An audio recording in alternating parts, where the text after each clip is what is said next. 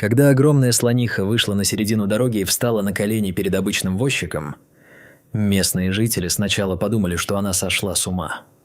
Но когда они поняли, что происходит на самом деле, это шокировало всех.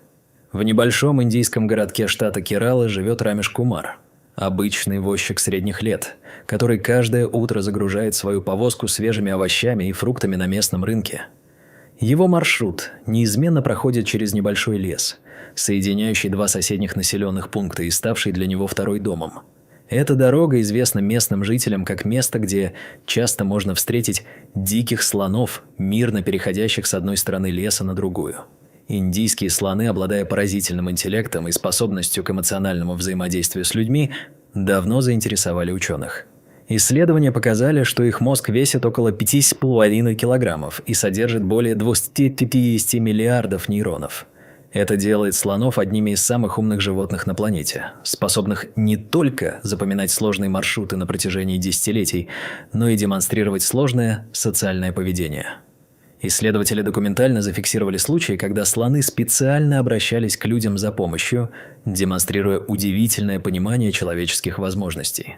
Эти гиганты способны узнавать отдельных людей даже спустя годы разлуки, а их эмоциональная память позволяет им помнить как положительный, так и отрицательный опыт взаимодействия с человеком. Учитывая такую впечатляющую интеллектуальную и эмоциональную природу этих животных, неудивительно, что в тот солнечный день Рамеш остановился, заметив большую тень впереди. Резко затормозив, он увидел крупную слониху, которая медленно и уверенно шла прямо к его повозке. Поведение животного было необычным для диких слонов, которые обычно избегают контакта с людьми. Однако гигантша приблизилась к повозке и медленно опустилась на колени, что вызвало недоумение у местных прохожих и мотоциклистов, следовавших за Рамешем. В Индии существует древняя традиция уважения к слонам. Эти животные считаются священными и являются символом бога Ганеши.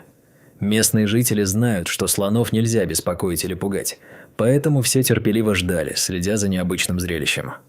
Глаза слонихи смотрели прямо на Рамеша, полные тоски, тревоги и настойчивости. Опытный возчик, всю жизнь живущий рядом с дикой природой, сразу понял – что-то не так. Слониха не трубила, не пыталась уйти, оставаясь на коленях и не отводя взгляда. Эти животные способны к сложной коммуникации и могут обращаться за помощью к людям в критических ситуациях. Рамеш достал телефон и позвонил в ближайший полицейский участок.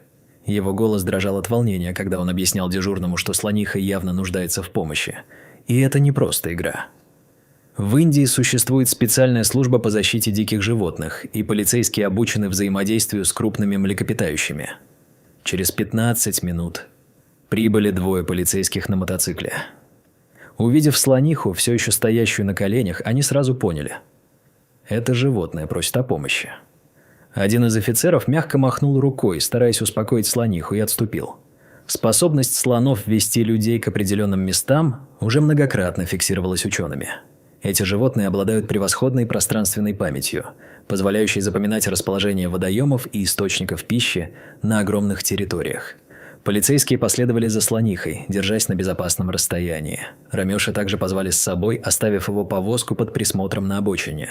Лес постепенно сменился пятнистой красной глинистой поляной, где группа людей остановилась, увидев причину беспокойства слонихи. Перед ними в глубокой грязевой яме застрял слоненок, увязший в скользкой почве, и отчаянно барахтался.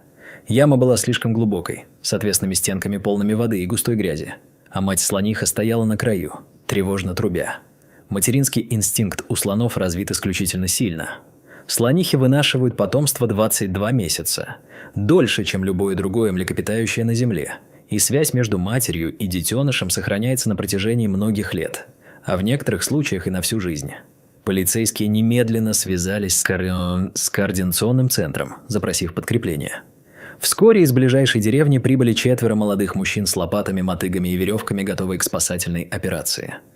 Никто не говорил лишнего, все понимали серьезность ситуации и необходимость быстрых действий.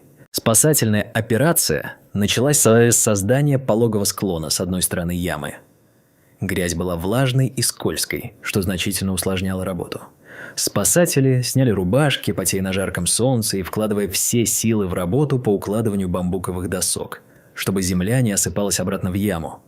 Рамеш непрерывно подбадривал команду, рассказывая о важности спасения малыша для матери и всего леса. Каждый вкладывал в дело частичку своего сердца, понимая, что сейчас на кону стоит жизнь слоненка. Температура воздуха поднималась, пот струился по лицам работающих мужчин, лицо Рамеша горело от волнения. Каждый раз, когда полицейский несколько раз спускался в яму, чтобы проверить состояние слоненка и успокоить его тихими словами, он сердечно молился о спасении.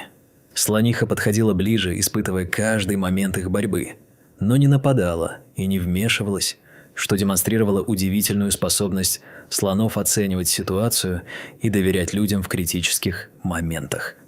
Исследования показывают, что слоны могут различать намерения людей и реагировать соответствующим образом. Временами слониха издавала низкие урчащие звуки и инфразвуковые сигналы, которые человеческое ухо едва улавливает, но которые служат для успокоения детеныша. Зоологи объясняют, что эти звуки могут распространяться на большие расстояния и используются слонами для координации действий в стаде. Наблюдая за материнским поведением слонихи, все присутствующие ощущали глубокую эмоциональную связь между животными, которая не оставляла равнодушным ни одного из них.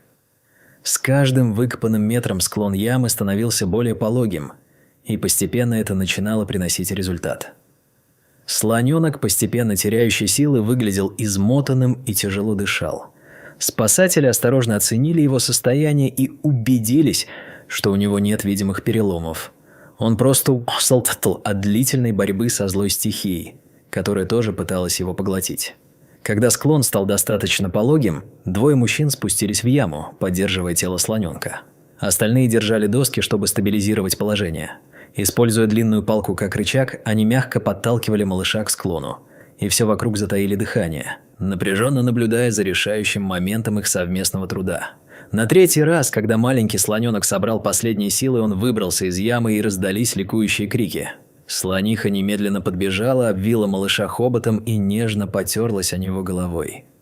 Этот момент был наполнен абсолютной радостью и любовью, и каждый почувствовал, что стал частью чего-то поистине великого. Типичное поведение слонов при воссоединении с членами семьи. Полицейские сфотографировали этот невероятно трогательный момент, который стал символом единства и сердечности. А добрые местные жители, обострившиеся от событий, принесли свежие фрукты для слонихи и ее детеныша. Постепенно все начали расходиться, возвращая матери и малышу спокойствие. Слониха еще некоторое время смотрела на людей, полными благодарности и теплоты. Затем повернулась и нежно коснулась малыша хоботом.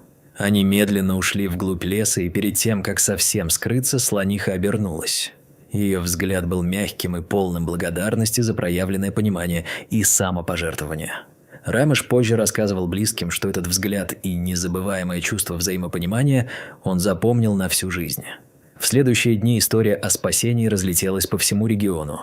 Местные СМИ написали статьи о невероятном случае межвидового сотрудничества. Псишва. Гиней. Обращая внимание на то, насколько важны мать и детеныш в жизни каждого из животных. Ветеринары из близлежащего заповедника подтвердили, что слоненок полностью здоров и не получил серьезных травм.